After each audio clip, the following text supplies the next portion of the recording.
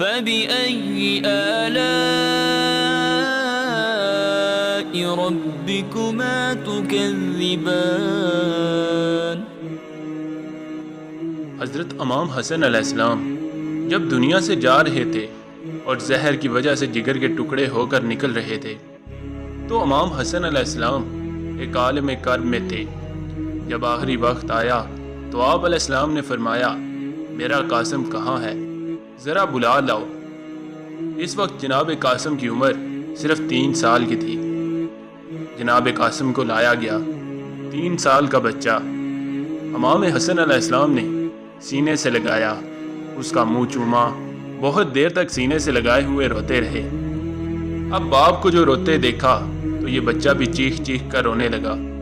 امام حسن علیہ السلام نے خاموش کروایا اور فرمانے لگے بیٹا قاسم تم بہت چھوٹے ہو، اس لیے تم سے کچھ نہیں کہنا چاہتا، بس اتنی سی بات بھولنا نہیں، یہ تعویذ تمہارے بازو پر باندھ دیتا ہوں، جب کبھی تمہیں سب سے زیادہ سخت وقت دنیا میں معلوم ہو کہ اس سے زیادہ سخت وقت نہیں آ سکتا تو ذرا اس کو کھول کر دیکھ لینا اور قاسم کی ماں سے کہنا کہ ذرا اس کا خیال رکھنا، یہ گم نہ ہونے پائے۔ تعویذ بندہ ہوا ہے۔ عاشور کا دن آ گیا۔ اب بچے کی عمر ہے 13 سال۔ امام حسین علیہ السلام اپنے بھائی امام حسن علیہ السلام کے عاشق تھے۔ یہ عام کتابوں میں ہے کہ جب کبھی امام حسن علیہ السلام اور امام حسین علیہ السلام ایک جگہ بیٹھ جاتے تھے تو امام حسین علیہ السلام بڑے بھائی کے سامنے گفتگو نہیں کرتے تھے، اتنی بات تھی اور اتنا احترام تھا۔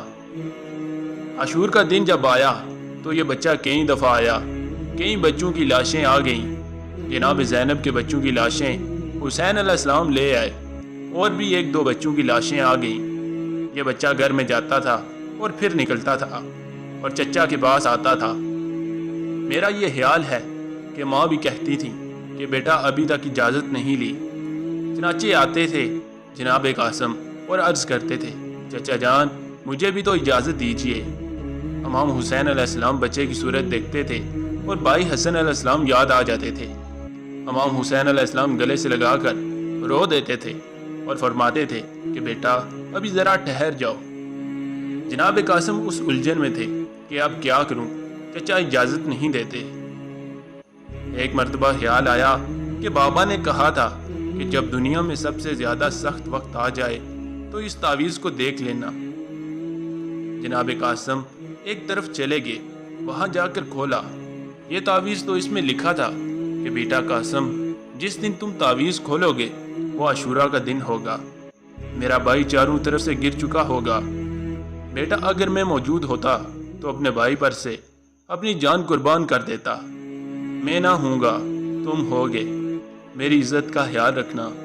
جس وقت جناب قاسم نے یہ پڑھا تو اس ہاتھ کو لے کر آئے اور کہا چچا جان اب ذرا یہ ہاتھ تو دیکھ لیجئے، میں کیا کروں، میں کس طرح نہ جاؤں میدان میں، میرے بابا کی وصیت ہے جو آج مجھے معلوم ہو رہی ہے۔ امام حسین علیہ السلام نے وہ ہاتھ پڑھا، بھائی کی محبت یاد آ گئی، قاسم کو سینے سے چمٹا لیا اور کافی دیر تک روتے رہے۔ شبیر بلکہ امام بے ہوش ہو کر گر پڑے۔ تمام واقعہ کربلا میں آپ کسی کتاب میں نہ دیکھیں گے کہ امام حسین علیہ السلام کسی کی رخصت کے وقت بے ہوش ہوئے ہوں، یہاں تک کہ جناب علی اکبر گئے ہیں تو امام حسین علیہ السلام نے خود سوار کیا ہے، خود اپنا امامہ اتار کر علی اکبر کے سر پر رکھا، لیکن قاسم کی روانگی کے وقت بھائی حسن علیہ السلام کو یاد کرتے ہوئے اتنا روئے کہ بے ہوش ہو گئے۔ جب ہوش میں آئے تو جناب قاسم نے عرض کی کہ اب تو اجازت دے دیجئے۔ فرماتے ہیں کہ بیٹا جاؤ، اب میں کیا کروں، مگر اپنی ماں سے تو پوچھ لو۔ جناب قاسم دروازے میں کھڑی اپنی ماں سے پوچھتے ہیں، فرما دیکھتے ہی کہتی ہیں بیٹا اجازت مل گئی؟ قاسم نے کہا اماں مل گئی۔ فرماتی ہیں اچھا بیٹا جاؤ اور ماں کو سرخرو کرو۔ جناب قاسم آئے اور امیر المومنین علیہ السلام کے پوتے تھے وہ، آخر داد شجاعت دی، مگر چاروں طرف سے جب گر گئے تو کسی کی تلوار لگی، کسی کا نیزہ لگا، گھوڑے سے جو گرے تو عزاداران اہل بیت ادھر کے گھوڑے ادھر گزر گئے اور ادھر کے گھوڑے ادھر گزر گئے۔ ارے 13 سال کا بچہ، اس کی ہڈیوں اور گوشت میں تھا ہی کیا، مگر گرتے گرتے آواز دی، چچا جان اب میں جا رہا ہوں، ایک مرتبہ زیارت کروا دیجیے۔ حسین علیہ السلام روتے ہوئے آئے، یزیدیوں کی تلوار سے ہٹایا، ارے قاسم کی لاش پر پہنچے، مگر قاسم کی ایسی حالت تھی کہ دنیا سے جا چکے تھے۔